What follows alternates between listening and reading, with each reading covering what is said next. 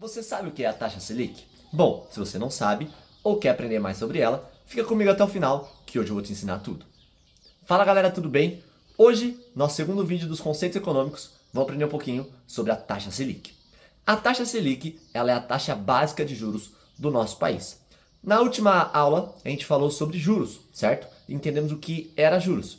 E hoje, a gente vai entender qual que é o principal juros do país. Os juros que vai lastrear tudo. A taxa Selic, então, é a taxa básica de juros adotada pelo nosso país. E o que isso quer dizer? Quer dizer que é a taxa que todo mundo vai usar como referência. E eu vou deixar mais claro para vocês nos exemplos a seguir.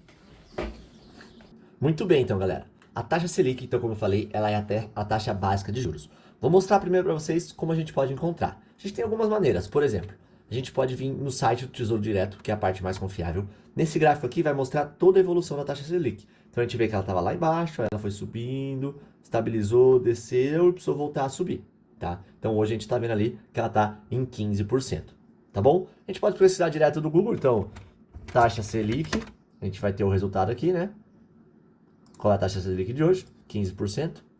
E como isso está atrelado aos investimentos? É isso que eu quero mostrar para vocês. Vou vir na página do Tesouro Direto, que é a forma mais simples de investir, que é investindo no Brasil. Então a gente vai ver, ó, lembra, a taxa Selic está em 15. Dá uma olhada aqui. 13, 13. Então você pode ver que ela está muito próxima da taxa Selic. Aqui, ó, Selic mais um pouco, Selic mais alguma coisa. Pode ver que ela está bem atrelada nisso. Esses são os títulos pós-fixados. Esse é pré, aqui é pó, aqui é híbrido. Eu vou mostrar para vocês também, dentro do aplicativo da corretora de investimentos, alguns títulos que a gente tem que também são atrelados à taxa Selic. Aí, galera, quando a gente entra aqui, por exemplo, na tela da corretora, como eu estou mostrando agora para vocês, a gente consegue ver aqui nos investimentos em renda fixa que a maioria é tudo atrelado ao CDI. O CDI é praticamente a mesma coisa que a Selic, tá? Então dá uma olhada, tudo praticamente é atrelado à Selic. Então olha como ela norteia bem os investimentos, principalmente em renda fixa. Tá, mas a gente está falando de renda fixa, né? Renda fixa estritamente atrelada à Selic. E agora, quando a gente fala de renda variável, a gente tem uma formulazinha muito legal que é o CAPM. Como que a gente usa fora da renda fixa? A gente vai fazer uma comparação. Então a fórmula é a seguinte: o meu retorno requerido vai ser a minha taxa livre de risco, ou seja, a taxa Selic, mais o beta, que o beta é uma variável que fala de volatilidade. Então, por exemplo, quanto um ativo sobe 1, quer dizer, quando o mercado sobe 1, meu ativo vai variar quanto?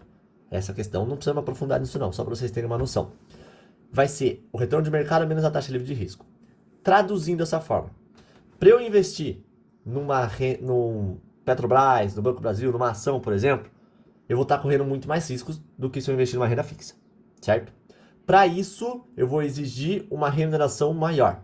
E essa remuneração está justamente escrita nessa forma. Traduzindo é isso. Renda fixa, eu tenho risco praticamente zero, ainda mais quando eu estou investindo no Tesouro Selic. Agora, quando eu estou falando de renda variável, meu risco é maior. Se meu risco é maior, para que eu vou querer arriscar mais? Para ganhar mais. Então, a gente usa essa forma aqui para a gente falar.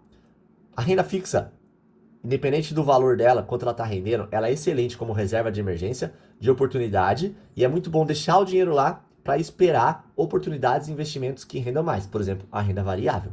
Mas hoje, na situação que a gente está no nosso país, uma renda fixa muito alta, uma taxa Selic de 15%, é óbvio que isso atrai muito investidores para a renda fixa. Só que, por outro lado, também gera muitas oportunidades na renda variável, porque o povo está com medo da renda variável, está fugindo da renda variável, então isso acaba gerando muitas oportunidades. Por isso que fica no impasse. Invisto na renda fixa, invisto na renda variável, é muito difícil.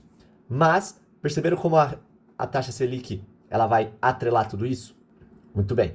Além de atrelar investimentos, ela também vai atrelar a parte de dívidas, a parte de financiamento, porque a taxa Selic está em 15%, eu vou ter uma dívida que está em 12% ao ano? Não vou, porque senão eu consigo investir e com o dinheiro que sobra eu pago a dívida, não faz sentido nenhum. Eu consigo pegar um empréstimo, investir e ganhar mais do que eu vou ter que pagar no empréstimo, não faz sentido nenhum. Então se minha taxa Selic está alta, o meu empréstimo, os juros do meu empréstimo vai estar muito mais alto. Então isso é perigoso também nesse cenário que a gente está. Quando a taxa Selic está mais baixa, opa, o empréstimo fica muito mais barato. Então se eu vier aqui, por exemplo, ó, eu coloquei financiamento, uma taxa de empréstimo média. Vamos ver só para a gente ter uma noção. de 7 a 8% ao ano. Isso aqui é numa Selic baixa. Mas numa Selic alta, a gente vai ver que isso é muito grande. Pode chegar a 20%, 30%. Na próxima aula que eu vou falar sobre dívidas, na parte do passo a passo, vocês vão ver a dívida, a porcentagem que sobe o meu financiamento do meu carro, por exemplo. Vou deixar bem explícito lá para vocês. Mas então é isso, galera. Percebam como a taxa Selic vai atrelar. Vai ser como se fosse uma âncora, uma margem, tanto para investimentos, tanto para parte ruim, dívidas, financiamentos, empréstimos. Por isso tem que tomar muito cuidado, principalmente quando ela está alta. Beleza, e aí vocês vão me perguntar, bom, o que define a taxa Selic? O que define se ela vai subir, se ela vai descer? São as políticas monetárias. Mais pra frente, vamos falar um pouco só das políticas monetárias. Mas resumindo para vocês, vou dar o exemplo atual do Brasil hoje. O Brasil está passando por um momento de uma inflação alta. E para tentar controlar essa inflação, o Banco Central, mais especificamente o Copom, que é um órgão dentro do Banco Central, ele aumenta a taxa de juros, ou seja, ele aumenta a taxa Selic para tentar controlar a inflação.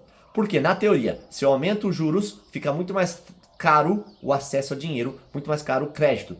Então, na teoria, a gente vai comprar menos, a gente vai consumir menos e com isso a gente vai frear a inflação. Essa é a ideia básica do aumento e da baixa da taxa Selic. E vocês viram como isso interfere em todos os parâmetros quando a gente fala de juros. Seja numa dívida, seja num cartão de crédito, seja num financiamento, seja através dos nossos investimentos. Por isso que a taxa Selic, ela é muito importante. Se você gostou desse vídeo, deixe seu like, compartilha para alguém que não saiba o que é a taxa Selic. E o próximo vídeo a gente vai aprender mais um conceito econômico.